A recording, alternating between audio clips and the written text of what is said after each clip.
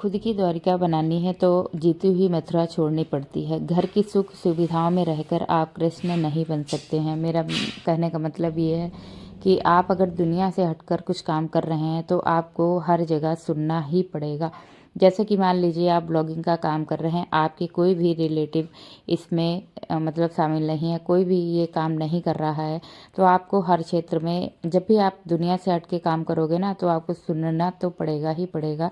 कोई टॉन्ट के रूप में आपको मतलब सुनाएगा, और तो कोई अपने आप खुशी के रूप में भी सुना सकता है। जैसे आप कहीं गए तो कोई एकदम जैसे सबकी बातें समझ में आती है, कौन टोन कस रहा है और कौन आपसे हकीकत में बात कर रहा है। कोई बोलेगा अरे वाह ब्लॉगर आ गई हैं, तो उसकी आवाज़ जो उसकी बोली होती है ना, उसमें समझ में आ जाता है ये कौन टोन के रूप में कोई हमारे साथ अगर पेश आता है तो उसको इग्नोर करना चाहिए। क्योंकि मैं अपने अंदर ये सोचिए कि मैं अलग हटके तो काम कर ही रही हूँ, इससे हमको तभी सफलता मिल सकती है जब हम दुनियादारी सोचना बंद कर देंगे कि हमारे बारे में कौन क्या कहेगा।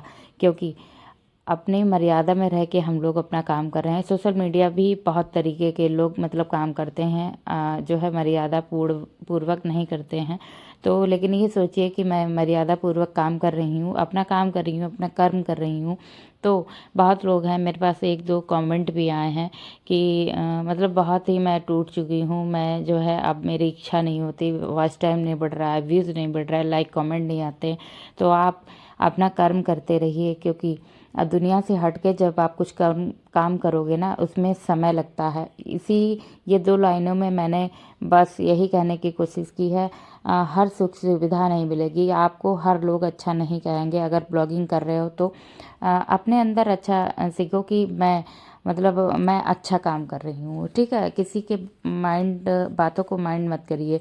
वही है, अगर अपनी द्वारिका आपको बनानी है तो जीती हुई मथुरा तो छोड़नी पड़ती है ना। यही मेरा कहने का मतलब है। 2 लाइनों में मैंने आपसे ये बताया है कि अगर आप कुछ अलग हटके करना चाह रहे हो तो आपको कुछ बातें सुननी पड़ेंगी और कुछ आपको मेहनत बहुत करनी पड़ेगी, और कुछ सुख सुविधाएं जैसे मॉर्निंग में आपको उठना और अपने सोने वाले टाइम में आपको एडिटिंग करना, बहुत सारा काम होता है।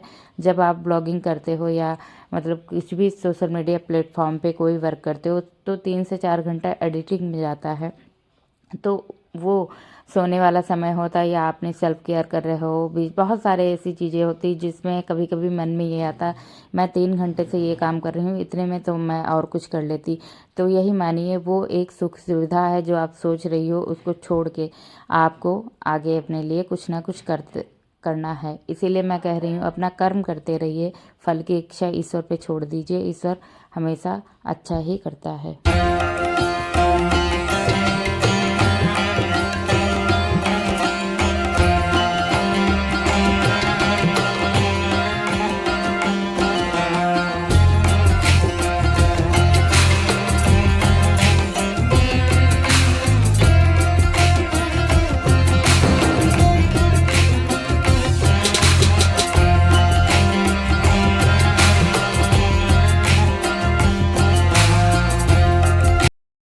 हेलो दोस्तों, राधे राधे। कैसे हैं आप लोग? आशा कर रही हूँ आप लोग बहुत अच्छे होंगे। मैं भी ठीक ठाक हूँ। स्वागत है आपका अपने चैनल बनी शिवाय ब्लॉग्स में।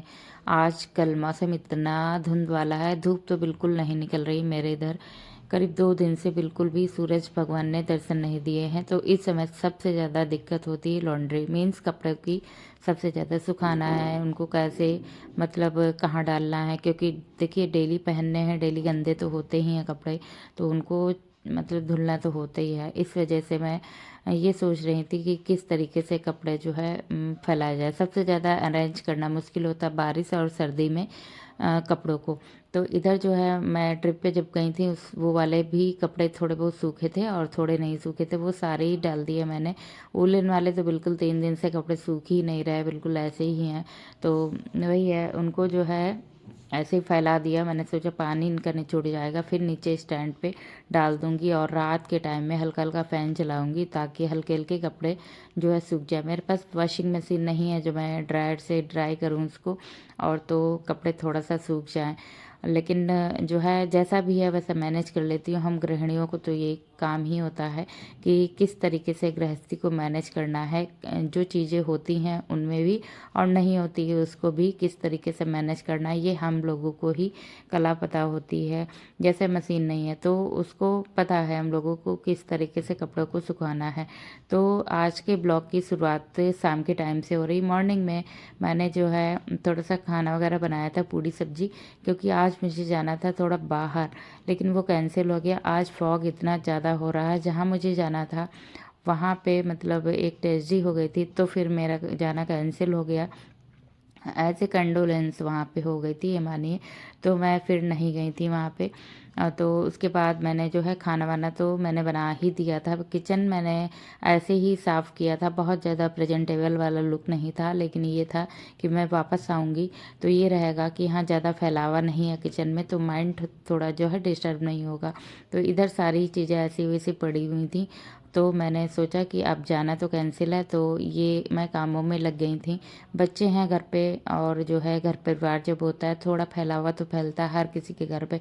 इससे हमें इरिटेट नहीं होना होता है। ये है कि देखिए काम करना होता है। जैसे आप आपके घर पे जब कोई होगा ही नहीं, अकेले आप रहोगे, जैसे का तैसे सामान पड़ा रहेगा, जैसे आप सही करके एक रखोगे ना, वैसे आपको मानिए कि महीनों या हफ्तों में ऐसे ही मिलेगा। तो इसलिए परिवार होना भी बहुत ज़रूरी है, फैलावा भी फैलना ज़रूरी है, ताकि हम लोगों का जो हाथ पैर चलते रहें। और जो है सबसे बड़ा सुख यही होता है कि आप काम कर रहे हो और आपका परिवार है फैला हुआ है, बच्चे फैलाते हैं या आपके परिवार में इतने सारे लोग हैं, तो मतलब वो भी एक सुख ही होता है। एक भाग्य से मिलती हैं ये सब चीज़ें। अकेले तो बहुत, जो अकेले रह रहे हैं जिनके घर में कोई फैलावा नहीं है, उनसे पूछो उनकी ज़िंदगी कैसे कट रही होगी। तो इस चीज़ से मैं कभी इरिटेट नहीं होती हूँ। ये है कि बच्चों को समझाने के तौर पे ये बोलती हूँ, चीज़ों को जगह पे रखा करो, चीज़ों को समेटना सीखो, ताकि जो है हमारी लाइफ जैसे शुरू से हम बनाएंगे वैसे ही होगी। अगर हमने गंदगी शुरू से करना सीख ली तो वो अंत तक गंदगी करते ही रहेंगे, उसमें फिर कोई चेंज नहीं होता है। संध्या आरती का समय हो गया तो सुबह का तमाम सारा मैंने काम निपटाया और दोपहर की झाड़ू वगैरह लगाई। उसके बाद में मैंने हाथ पाँव मुँह धो के सीधे दिया बाती करी है, क्योंकि ठंड बहुत ज़्यादा है। तो जब कहीं मतलब नहाने की मुझे नीड नहीं लगती है तो मैं नहीं नहाती हूँ, वैसे मैं नहा लेती हूँ गर्म पानी करके थोड़ा सा। तो इधर जो है नीचे मैंने समी के पौधे के पास और तुलसी के पौधे के पास, जो केले का और तुलसी का वृक्ष है, वहाँ पे एक दिया घी का जलाती हूँ, एक मेन गेट पे। तो सारी दिया बाती करने के बाद मैं आ गई थी सीधे किचन में। आज शाम के खाने में बन रही है अरहर की दाल और थोड़ी सी सब्जी जो मैंने सुबह बनाई थी वो रखी हुई थी, तो उससे ही काम चल जाएगा। और इधर मैं सुबह की तैयारी करने लगी थी, क्योंकि साथ साथ में जब काम करो ना, सुबह की तैयारी कर लो तो एक सुकून रहता है। अगले दिन अगर आप अच्छा अपना बिताना चाहते हो, कुछ काम आज ही करने पड़ते हैं जिससे अगली आने वाली दिनचर्या आपको बहुत अच्छी से मिले। आज मेरे घर पे आई है नई कढ़ाई, तो मैंने ली है एक नई कढ़ाई ये वाली, और एक खलबट्टा लिया है छोटा सा ये है। और उसके बाद में एक लड्डू गोपाल के लिए भी लोटा आया है और एक जाली वाली प्लेट आई है। ये जाली वाली प्लेट है, इसमें जो है मोमोज वगैरह या कोई भी स्टीम करने वाली चीज़ आराम से हम लोग स्टीम कर सकते हैं। ये मेरे पास नहीं थी तो मैंने मंगा ली। खाना शाम का जल्दी हो जाता है, जैसे दिया बाती करती हूँ वैसे खाने की तैयारी कर लेती हूँ, और साथ साथ में मेरे खाने की तैयारी के साथ शाम की सुबह की भी तैयारी चलती रहती। जो सुबह वाली प्रिपरेशन होती है उसकी भी मैं तैयारी करती रहती हूँ, ताकि अगला जो दिन हो मेरा वो आराम से मेरा अच्छे से कटे।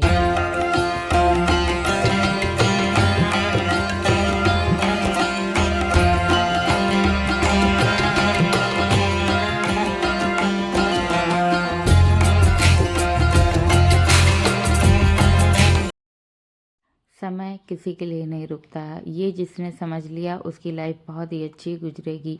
कल के सुकून के लिए आज ही हमको कुछ तैयारियां करनी पड़ती, ताकि आने वाला कल जो है हमें सुकून भरा पल दे। तो थोड़ा सा दिक्कतें तो होती हैं, लेकिन ये है कि समय के साथ सारा एडजस्ट हो जाता है।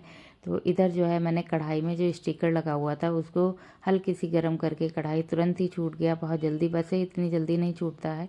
तो नई कढ़ाई को अच्छे से स्क्रबर से साफ़ कर लिया। उसके बाद इसमें बना रही हूँ अपने लड्डू गोपाल के लिए हलवा।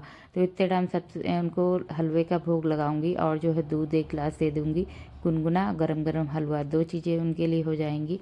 देखिए साथ साथ में घर के घरेलू काम के साथ में भगवान की भी सेवा चलती रहती है। जैसा कर पाती हूँ उतना ही मतलब करती हूँ, बहुत ज़्यादा मैं नहीं ओवर वाला करती हूँ, जितना ईश्वर ने सक्षम बनाया है उस तरीके से मैं कर लेती हूँ। सब कुछ दिया हुआ ईश्वर का ही है। तो इधर जो है रवे का हलवा, रवा मेरे पास हमेशा से जो है मैं भून के ही रखती हूँ उसको, तो बहुत ईजी हो जाता है। सबसे झटपट बनने वाला ये रवे का ही हलवा होता है। तो इसमें थोड़ा सा 1 गिलास पानी डाल के इसमें चीनी डाल दिया। 1 खौल आने के बाद में मैंने इसमें रवा डाल दिया है। इसको अच्छे से चलाऊंगी। सूजी पानी सोखती है तो उस हिसाब से हमको डालना पड़ता है रवा। जैसे आप क्वांटिटी में बना रहे हो उसके हिसाब से अपना ले लो। बहुत ही टेस्टी और बहुत जल्दी बनने वाला हलवा है। कोई भी मीठी चीज़ नई चीज़ में बनाई जाती है, तो मैंने आज हलवा भी बनाया, वो ठाकुर जी को अपने भोग लगा दूंगी और सब बच्चे भी खा लेंगे।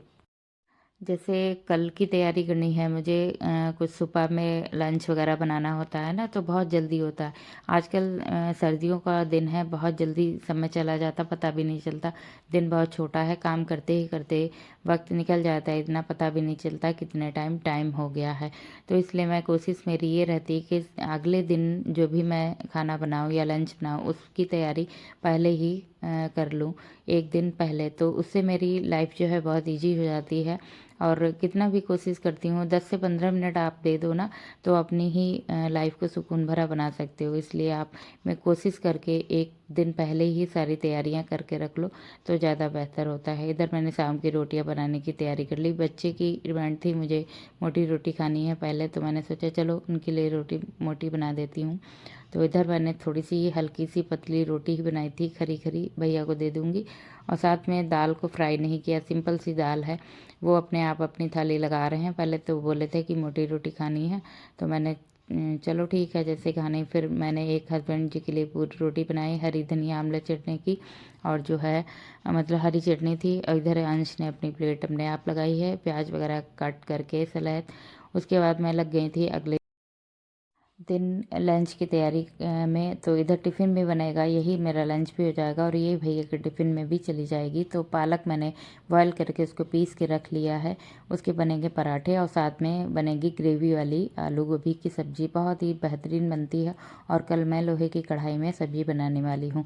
तो 1 दिन पहले ही तैयारी करके रख दो, अगला दिन बहुत सुकून से होता है। समय की कदर करो, समय आपकी कदर करेगा। फिलहाल बहुत ही कीमती वक्त निकाल के आप मेरी वीडियोज़ पे आते हैं, उसके लिए तहे दिल से आपका आभार है। और जो है यूं ही अपना प्यार और सपोर्ट मेरी वीडियोस पे बनाए रखिएगा। Thanks for watching. नए हैं सब्सक्राइब करना ना भूलिएगा।